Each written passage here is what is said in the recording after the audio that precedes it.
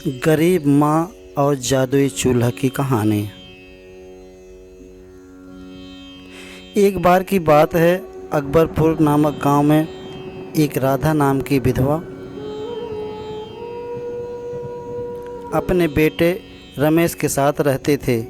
राधा का पति तभी चल बसा था जब उसका बेटा 1 साल का था। राधा अपना और अपने बेटे की जीविका गांव के पास जंगल में जाकर चुने हुए लकड़ियों को बेचकर चलाती थी।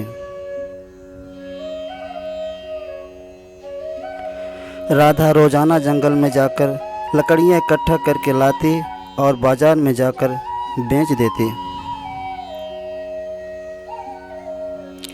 बेचने के बाद जो पैसा मिलता उसका राशन लेकर आते थे। इस तरह दोनों अपनी ज़िंदगी जी रहे थे। धीरे धीरे समय बीतता गया और रमेश 8 साल का हो गया था। वो अपने घर का ध्यान रखने लगा था।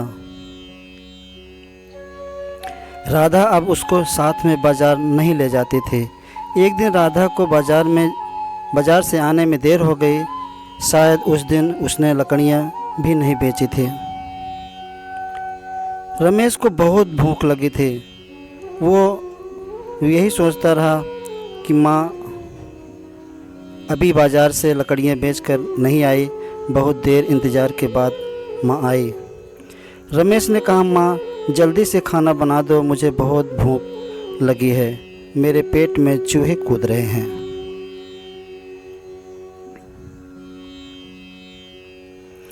राधा ने कहा, बेटे आज जंगल में ज़्यादा लकड़ियाँ नहीं मिली, जो मिली थी उसको बेचने के बाद मैंने साहूकार के पुराने पैसे चुका करके आई हूँ।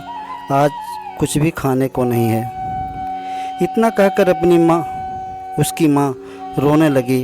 रमेश बड़ा ही समझदार और ईमानदार लड़का था। उसने कहा, रो मत माँ, कोई बात नहीं, आज नहीं तो कल खाना खा लेंगे। तुम देखना, एक दिन मैं बहुत बड़ा अफसर बनूंगा, जिसके बाद मैं खूब पैसे कमाऊंगा। हमारा एक बड़ा घर होगा।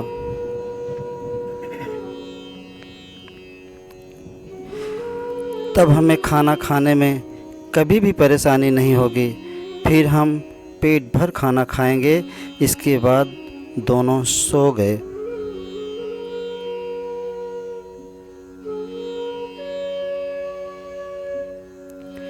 सुबह दोनों उठे तो देखा कि बहुत ज़ोरों से बारिश हो रही है। बारिश रुकने का नाम नहीं ले रही थी। राधा ने कहा, अब मैं लकड़ियाँ कैसे चुनने जाऊंगी।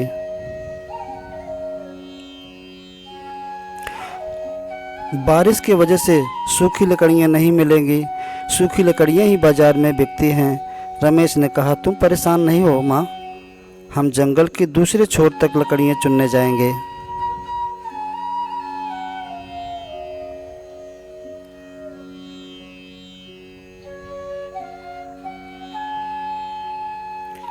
बारिश दिन भर हुई। रात में बारिश थोड़ी रुकी। रमेश ने कहा, चलो माँ, लकड़ियाँ चुनने के लिए चलते हैं।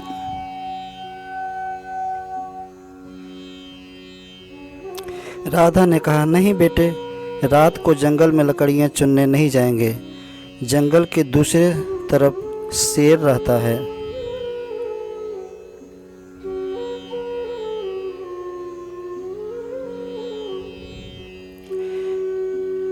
इस तरफ सभी लकड़ियाँ गीली मिलेंगी। रमेश ने कहा, माँ अभी तुम लकड़ियाँ चुनने चलोगी तो कल सुबह बेच सकोगी।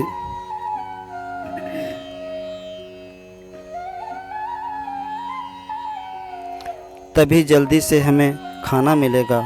रमेश की बात सुनकर राधा अपने बेटे के साथ रात में ही जंगल में लकड़ियाँ चुनने चली गई।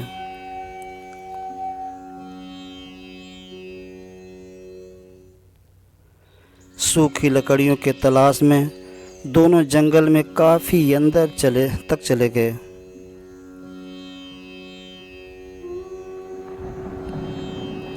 राधा इधर उधर घूमकर देख रही थी। तभी अचानक रमेश गायब हो जाता है।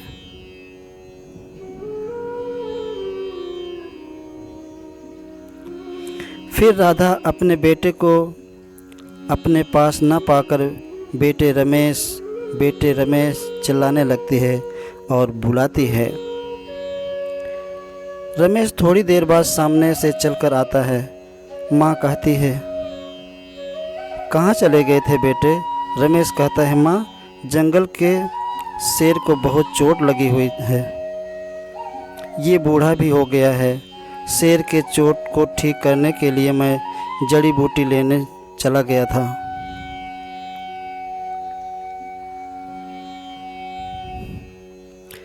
बस देर हो गई। रमेश के पीछे खड़े शेर को देखते ही राधा सन्न रह गई। राधा ने कहा, जल्दी से भाग आओ मेरे पास।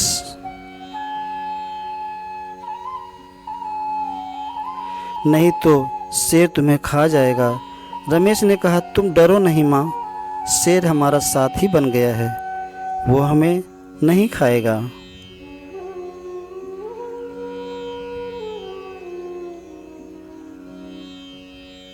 शेर ने भी ऐसा ही किया।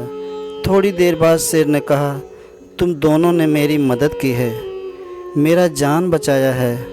मांगो, तुम्हें उपहार में क्या चाहिए?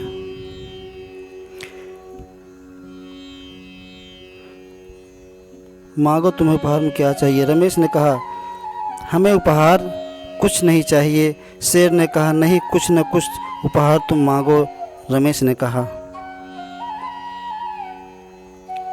मेरा उपहार यही है कि बस तुम जंगल में आने वाले किसी भी मनुष्य और जीव पर हमला नहीं करोगे। शेर हंसते हुए बोला, बस इतनी सी बात?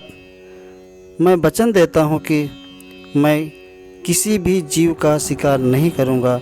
आज से मैं शाकाहारी जीवन जीऊँगा।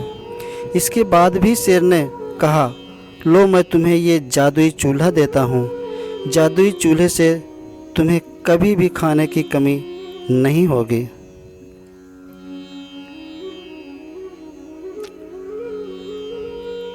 जादुई चूल्हे पर जो भी पकवान बनेगा वो कभी कम नहीं होगा। ये चूल्हा सिर्फ तुम दोनों की ही बात मानेगा। जादुई चूल्हों को लेकर राधा और रमेश घर पहुँचे।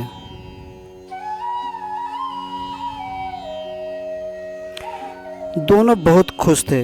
दोनों रोज़ाना नए नए पकवान बनाकर खाने लगे। राधा ने जंगल में लकड़ियाँ चुनने का काम छोड़ दिया था।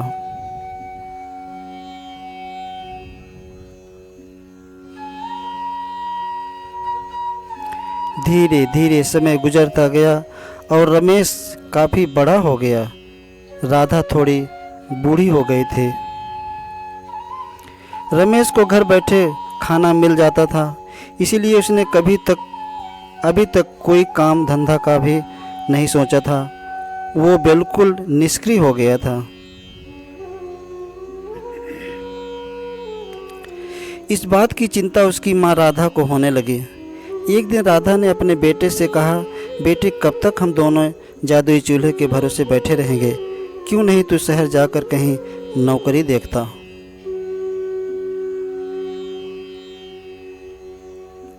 कब तक तू यूं बैठा रहेगा? जादुई चूल्हा सिर्फ खाना दे सकता है।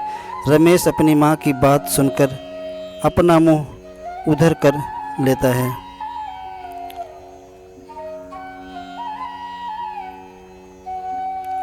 और कहता है, माँ, जादुई चूल्हे से हमें घर बैठे खाना खाने को मिल रहा है। जादुई चूल्हे की वजह से हम रोज़ अच्छे अच्छे पकवान खाते हैं और तू कहती है मैं शहर कमाने चला जाऊं। माँ, जब घर बैठे खाना मिल ही रहा है तो मैं कहीं नौकरी करके अपना पसीना क्यों निकालूं?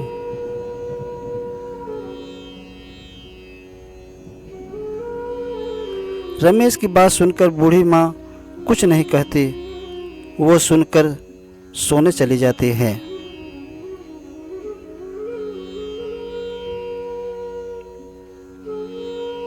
एक दिन जादुई चूल्हा घर में से ही गायब हो जाता है। राधा और रमेश दोनों सन्न रह जाते हैं।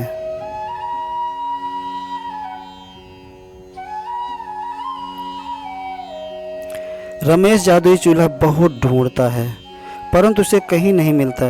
रमेश कहता है, मुझे पता है माँ, हमारा जादुई चूल्हा कौन चुरा सकता है।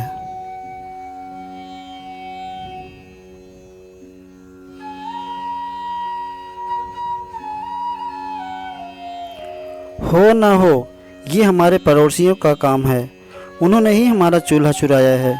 राधा कहती है, अब तो तू शहर जाकर नौकरी कर देख, हमने इतने साल से बैठकर खाना खाया।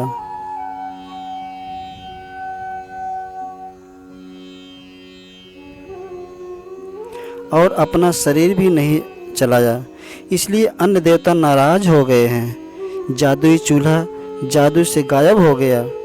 अब तू शहर नहीं गया तो हम भूखे मर जाएंगे। रमेश घर पर आसानी से मिल रहे खाना और आराम को ही अपना दुनिया समझ चुका था, परंतु जादुई चूल्हा खोने के बाद रमेश समझ चुका था, अब मुझे शहर में नौकरी करने जाना पड़ेगा। रमेश अगले दिन ही शहर नौकरी करने चला गया। राधा भी यही चाहती थी।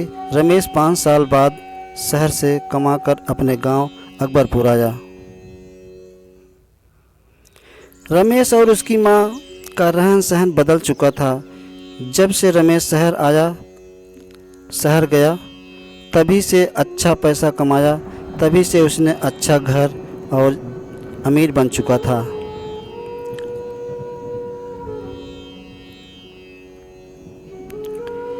घर पर आते ही रमेश को किचन में जादुई चूल्हा दिखा। रमेश ने अपनी माँ से कहा, माँ, तुमने तो कहा था जादुई चूल्हा खो गया, यहाँ कैसे आ गया?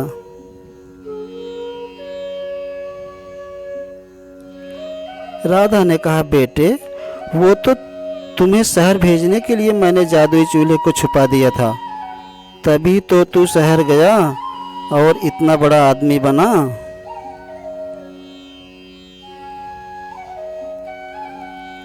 तू शुरू से ही अमीर होने के सपने देखता था, आज तू बड़ा आदमी बनकर आया है। तू ठीक कहती है माँ, आज तुम्हारे वजह से ही मैं आज बड़ा आदमी बन पाया हूँ।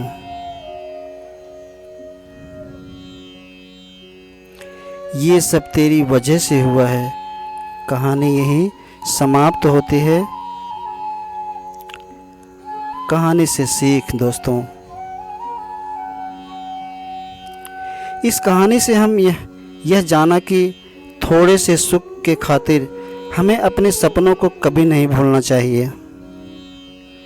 हमें कठिन निरंतर अभ्यास करते रहना चाहिए जब तक कि हमें अपना लक्ष्य नहीं मिल जाता है।